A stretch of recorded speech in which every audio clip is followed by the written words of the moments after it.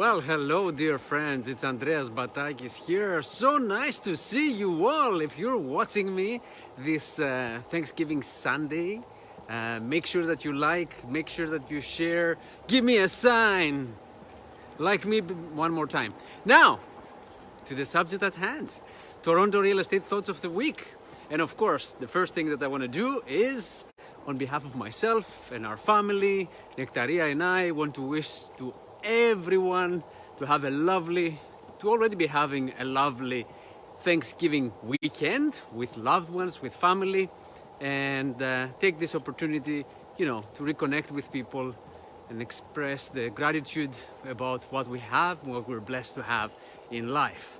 Now, on to real estate. So I'm sure you all watched the news and you've seen that this week we got the numbers for September of 2022. Remember how in the past I've mentioned multiple times that I was expecting and I was seeing the market to be stabilizing?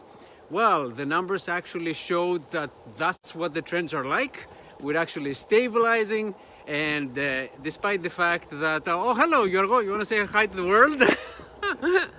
Meeting my son as I'm doing my live video in the hood. There you go. And as I was saying, stabilizing. If you look at the average price, there was a slight change. It actually went up by 1%, the average price in the whole GTA compared to August of 2022. However, remember, those are generic numbers and they only matter if we try to break them down. So what's really interesting to see is that the price of the condos sold in September of 2022 actually went slightly up compared to the previous month of August.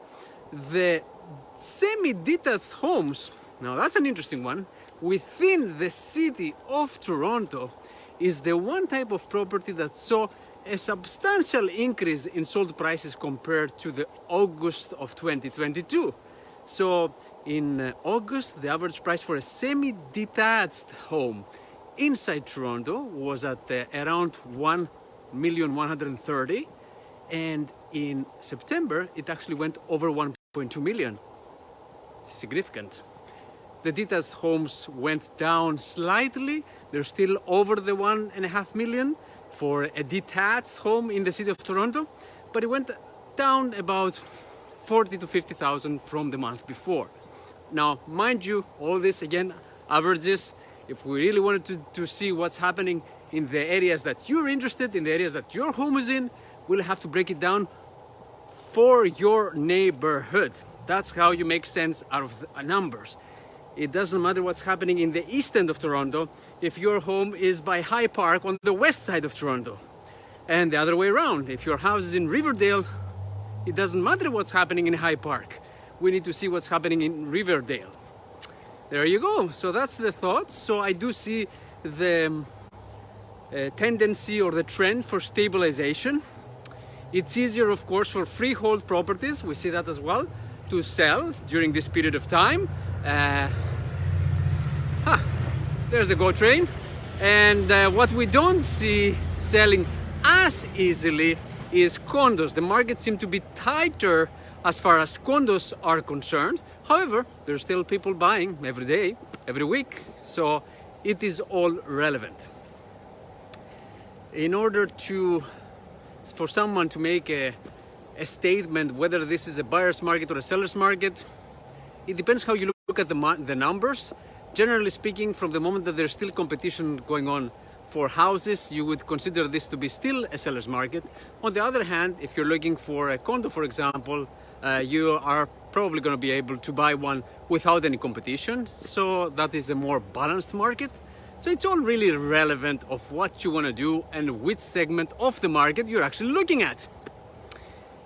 I did mention in the past that I was going to refer to what's important when you're looking at buying a condo. So one of the things that you need to be looking at when you're buying an actual condo, if you're considering that, is the location. That's number one in all pieces of real estate, even most importantly with a condo. And number two, the actual condition that the building is in. Does the property management company care about the building? Have they updated any of the common elements of the building? Because you can always change the inside of your condo and update it and have new floorings and have a new kitchen and new bathrooms and all that and repaint it. But what about the building? That's the one thing that is not under your control. So these are the two most important elements that I would say to look at. And then number three is the layout of the unit itself that you are considering, because the floor plan makes a huge difference. I've seen units that are exactly the same size, but with different floor plans. One of them is going to look way smaller than the other one. So floor plans are very important. That's all I wanted to share with you for this Thanksgiving weekend. I wish you, again, to have great time with families and friends. Enjoy this soft weather fall days, and if you have any questions, you know where to find me. Whether you're watching this on Facebook or on YouTube or LinkedIn, it doesn't matter. Feel free to reach out to me, leave a comment below, send me a direct message, and I'm always happy to connect and hear your news. That's it. Take care, everyone, and I'll see you next week.